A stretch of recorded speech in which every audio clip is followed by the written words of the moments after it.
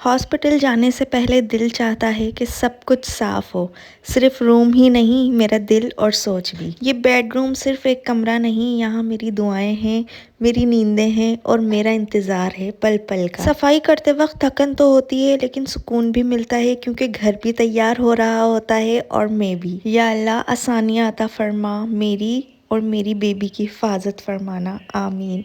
और आप सब भी मुझे अपनी दुआओं में बहुत ज़्यादा याद रखना। अस्सलाम वालेकुम एवरीवन, कैसे हो आप सब? आई होप कि आप सब ठीक ठाक होगे और माशाल्लाह से मैं भी बिल्कुल ठीक हूँ। तो आज के व्लॉग के टाइटल से आप लोग पहले ही समझ गए होंगे कि आज का व्लॉग किस बात पर होने वाला है। अभी टाइम तो काफ़ी है, लेकिन मैंने सोचा कि जैसे जैसे मतलब हर एक दिन कुछ ना कुछ मैं काम निपटा लूँगी तो फिर इजी हो जाएगा मेरे लिए भी और घर भी साफ़ होता जाएगा। तो शुरुआत मैंने अपने बेडरूम से की। सबसे पहले बेडरूम की डीप क्लीनिंग कर लेते हैं। एक बार डीप क्लीनिंग हो जाती है ना, तो फिर ये है कि रोज़ रूटीन में फिर छोटी मोटी ऐसे ही आपको सफाई कर लेनी होती है, ज़्यादा कुछ फैलावा नहीं होता। तो यहाँ मैं अपनी बेडशीट भी चेंज करूँगी आज, क्योंकि एक हफ्ते में ना आपने अपनी बेडशीट चेंज कर लेनी चाहिए। और बेड के ऊपर ये जो मैट्रेस आप देख रहे हो ना, ये इसका कवर मैंने दराज से मंगाया था और ये बहुत ही अच्छा है, वाटर प्रूफ है और इसमें बहुत सारे कलर्स अवेलेबल हैं, लाइक हर कलर ही है। तो मैंने मरून मंगाया था कि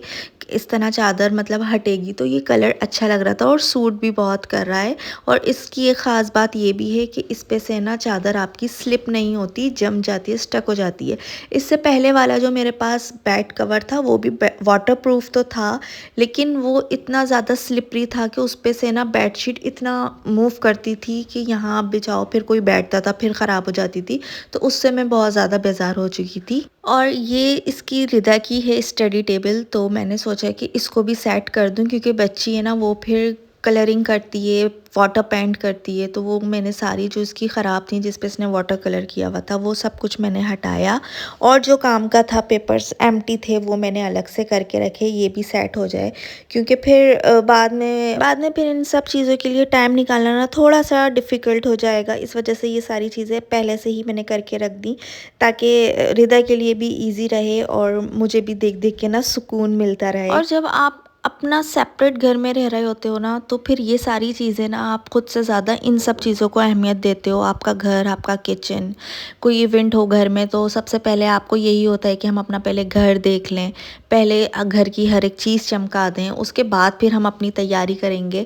तो इस सिचुएशन में भी ना सबसे पहले माइंड में मुझे अपने घर का ही आया कि घर साफ़ सुथरा होगा ना तो एक रिलैक्स होगा माइंड ना घर पे। फिर ज़ाहिर है सब आएंगे, देखने आएंगे, पूछने आएंगे, तो घर भी साफ़ सुथरा सा होगा। जबकि जॉइंट फैमिली में ना औरत को इन सब चीज़ों की टेंशन नहीं होती, उसे सिर्फ अपनी तबीयत की होती है कि मेरी तबीयत, मेरी तबीयत।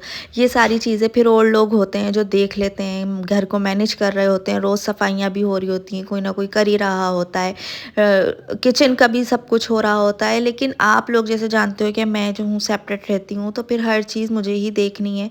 फिर जब वक्त पड़ेगा तो फिर हस्बैंड देखेंगे और फिर हमारी अम्मी देखेंगी इंशाल्लाह ताला। अच्छा, प्रेगनेंसी के अर्ली डेज़ में भी ना मेरे हस्बैंड ने और अम्मी ने बहुत ज़्यादा सपोर्ट किया था। घर को पूरा जो है वो मेरे हस्बैंड ही देखते थे, किचन से लेकर वॉशरूम, रूम, सब कुछ माशाल्लाह से उन्होंने देखा हुआ था। और खाने वगैरह, खाना जो था वो अम्मी देखती थी, और जब अम्मी आती थी, रूम फैला होता था तो अम्मी कर जाती थी।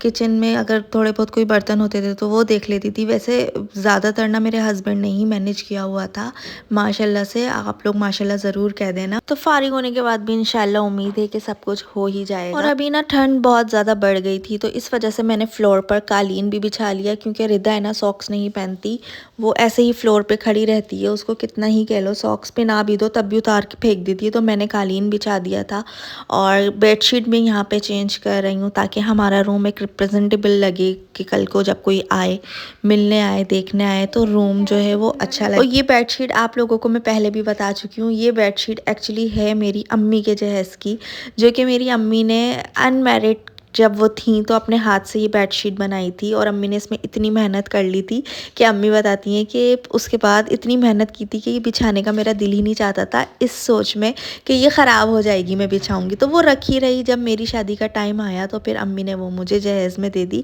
और मैं तो इसको भाई बिछाती हूँ। कोई भी ख़ास इवेंट होता है मेरे घर में तो मैं यही बेडशीट बिछाती हूँ और ये बिछने के बाद बहुत खूबसूरत लुक देती है। हाँ, आप देख सकते हो। और साइडों से ये थोड़ी छोटी है क्योंकि अम्मी की शादी के टाइम पे बेड्स के साइज़ कुछ और होते थे और अब आपको पता है अब तो किंग, क्वीन और पता नहीं कौन कौन से साइजेस आ गए हैं। तो ये थोड़ी सी छोटी रहती है मेरे बेड पर, लेकिन खूबसूरत लग रही है। साइडों से भी इसका लुक बहुत खूबसूरत आ रहा है क्योंकि नीचे जो इसके अंदर कवर बिछा हुआ है ना उसका कलर मरून है, वो बहुत प्यारा लग रहा है। बिछने के बाद भी बहुत प्यारी लग रही है। तो अब आप लोग भी मुझे कमेंट में ज़रूर बताना कि ये बेडशीट कैसी लग रही है और कुछ टिप्स अगर आप देना चाहें तो वो भी ज़रूर दीजिए। और आजकल मेरी कोशिश यही है कि बस मैं जल्दी से अपना घर निपटा लूँ, उसके बाद फिर मैं हॉस्पिटल जाऊँ। आज मैंने अपना बेडरूम कर लिया, इंशाल्लाह कल मैं किचन को छेड़ूंगी, उसका व्लॉग भी मैं आप लोगों के साथ शेयर करूँगी। किचन की भी डीप क्लीनिंग करनी होती है और मेरी नज़र में ना सबसे ज़्यादा मेहनत किचन में ही लगती है।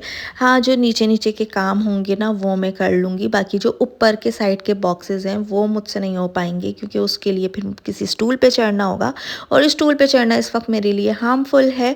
तो लेट्स सी, या तो वो मैं छोड़ दूँगी और देखते हैं फिर जो भी होगा आप लोगों के साथ शेयर करूँगी। तो मैं बार बार आप लोगों से यही कहूँगी कि मुझे अपनी ख़ास दुआओं में याद रखिएगा और मैं भी आप सबके लिए बहुत दुआएँ कर रही हूँ कि इस दुनिया में जितने बे औलाद जोड़े हैं अल्लाह पाक उनको औलाद की नेमत से नवाजे। आमीन सुमा आमीन। जो मेरी ये वीडियो देख रहे हैं और औलाद के ख्वाहिशमंद हैं तो अल्लाह पाक इसी साल उनकी झोलियाँ औलाद से भर दे, औलाद जैसी नेमत से भर दे, क्योंकि औलाद से बड़ी दौलत, औलाद से बड़ी नेमत कोई नहीं होती, फिर चाहे वो बेटा हो या बेटी हो। और आप यकीन करो हमने जेंडर का भी कोई पता नहीं किया कि क्या जेंडर होगा, क्योंकि हमें इस चीज़ से कोई फ़र्क नहीं पड़ता। मेरे हस्बैंड कहते हैं कि मेरे हस्बैंड और अम्मी दोनों ने कहा कि सख्ती से कि जेंडर बिल्कुल भी नहीं पूछना है क्योंकि जेंडर कोई फ़र्क नहीं रखता। ये अल्लाह के राज हैं, अल्लाह पे ही छोड़ दो। अल्लाह के राज जब दुनिया में आएंगे तो सबको पता चल जाएगा, सबके साथ साथ तुम्हें भी पता चल जाएगा। और यहाँ अल्हम्दुलिल्लाह मेरा पूरा रूम जो है माशाल्लाह से सेट हो चुका है, क्लीनिंग हो चुकी है, झाड़ू दिल गई है, कालीन बिछ गया है, बेडशीट आ गई है, पूरा रूम माशाल्लाह से डीप क्लीन हो चुका है। फर्नीचर का हर एक कोना मैंने स्पेशल स्प्रे से क्लीन किया है, बस वो व्लॉग में नहीं दिखाया वरना बहुत लंबा हो जाता। और अब हम करेंगे अपनी मैगी पार्टी। रिदा का दिल चाह रहा था मैगी खाने का तो फिर मेरा भी किया। मैंने कहा फिर राशिद क्यों रहे अकेले, तो हम तीनों आज मैगी पार्टी करेंगे। ये आ गई थी यहाँ पे 4 मैगीज़ और आज हम लोग खाएंगे एग वाली मैगी। देखो यहाँ पे 2 एग्स जो है वो मैंने बॉइल्ड होने रख दिए हैं, ये बॉइल्ड हो रहे हैं। इतने हम इनको खोल खोल के मतलब एक ही जगह पका लूँगी ना तो उससे फिर ये है कि सब एक साथ पक जाएंगी और फिर अलग अलग बाउल में सबको सर्व कर दूँगी।